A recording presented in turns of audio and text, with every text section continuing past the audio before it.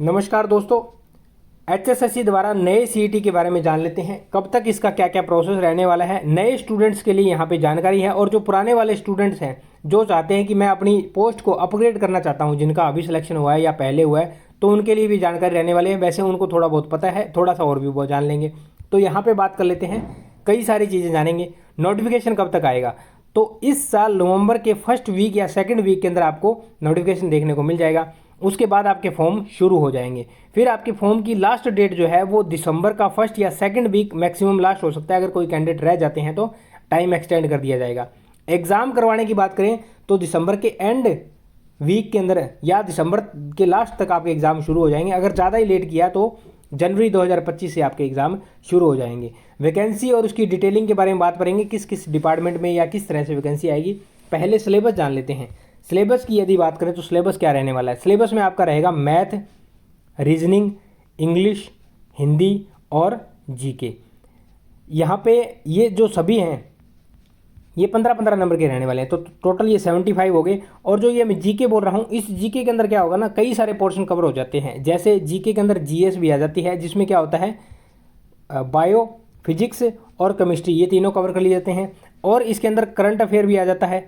GK के अंदर national GK और वर्ल्ड की जीके भी आ जाती है। और इसके अंदर इन्वायरमेंट, स्पोर्ट्स, यानी कि लगभग चीज़ें इसके अंदर कवर कर ली जाती है। 15 नंबर के अंदर ये सारी चीज़ें आती है। फिर जो मेजर पोर्शन होता है 25 नंबर का, वो होता है हरियाणा जीके का। ये मेजर रोल प्ले करता है इसके अंदर।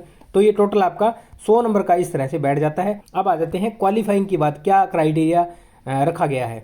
तो क्वालिफाइंग की यदि बात करें तो यूआर जो कैंडिडेट होते हैं, जो अनरिजर्व है, उनको मिनिमम 50% मार्क्स यहाँ पे जरूरी है। और उसके बाद जो रिजर्व कैटेगरी है, जिसके अंदर आपके एससी आ गए हो, बीसीए, बीसीबी, या जो डिपेंडेंट है, या फिर जो एक्स सर्विसमैन है, यानी कि जो भी रिजर्वेशन के अंदर रिजर्वेशन का लाभ पाते हैं हरियाणा सरकार के द्वारा, उनके लिए 40% यहाँ पे रखा गया है। इतना होने के बाद आप इसको क्वालिफाई कर लेते हो।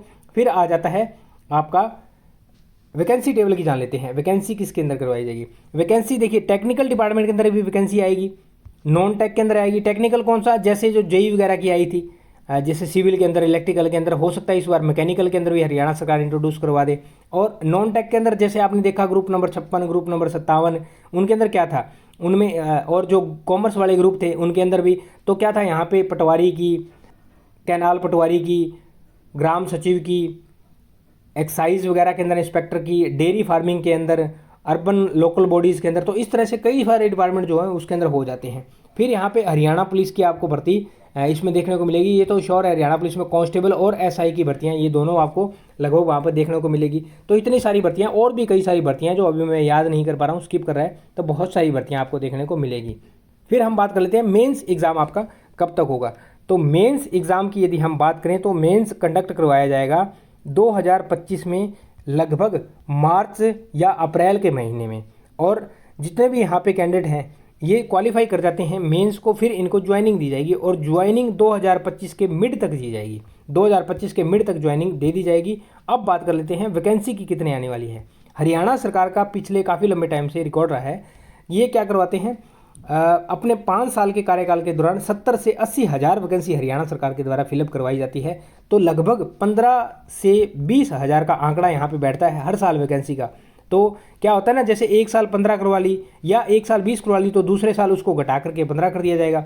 तीसरे साल उसको घटा करके कम भी किया जा सकता है, क्योंकि जब 20 आपने करवा ली तो 5 साल के अंदर ये तो 1 लाख होगी, तो कहीं 12,000 भी करवाई जा सकती है। तो अनुमान है कि 15 से 20 हज़ार के बीच हरियाणा सरकार के द्वारा ये वैकेंसी निकाली जाएगी डिफरेंट डिपार्टमेंट्स के अंदर। तो दोस्तों ये इन्फॉर्मेशन थी। और ये जितने भी चीज़ें मैंने आपको बताई है, जैसे ये वाली जो चीज़ें हैं सारी, इनका यहाँ पे सोर्स क्या है, ऑफिशियली कोई अपडेट नहीं है। इनके यहाँ पे 2 सोर्स है जो बताए जा रहे हैं। एक तो हरियाणा सरकार द्वारा बोला गया कि हम हर साल सीईटी कंडक्ट कराएंगे, तो 2024 का ये सीईटी हो जाता है। दूसरा यहाँ पे क्या है, कोर्ट के द्वारा भी हरियाणा सरकार को बोला गया था कि आपने हर साल सीईटी करवाने के लिए बोला है, तो इसको सीईटी को करवाइए। तो 2024 का सीईटी इस हिसाब से भी हो सकता है। एक यहाँ पे और चीज़ बताई जा रही है कि जो एचएसएससी के चेयरमैन साहब है, उन्होंने भी ट्वीट करके बताया है थोड़े समय पहले कि तैयार हो जाइए, सीईटी आ रहा है। तो ये 2-3 चीज़ें हैं जो इनको आधार मान के, और ये जो सारी नोटिफिकेशन वगैरह है, ये शेड्यूल जो बताए जा रहे हैं, ये जितने भी शेड्यूल मैंने आपको बताए हैं ये टेंटेटिव शेड्यूल है, ऑफिशियली इनकी कोई अपडेट नहीं है और ऑफिशियली ना ही गवर्नमेंट के द्वारा अभी तक किसी को बताया गया है। ये टेंटेटिव है, इनके अंदर अनुमान लगाया गया है सभी के द्वारा। ये हो सकता है कि आपका इसके अंदर 1 हफ्ता पहले भी हो जाए, 15 दिन पहले भी हो जाए, और ये भी हो सकता है कि 1 महीना बाद हो जाए, 2 महीने बाद हो जाए। तो ये टेंटेटिव शेड्यूल होता है। दोस्तों ये थी इन्फॉर्मेशन। आप किस टॉपिक के रिगार्डिंग वीडियो चाहते हैं कमेंट सेक्शन में कमेंट करके जरूर बताएं। उम्मीद करता हूँ जानकारी समझ पाए होंगे।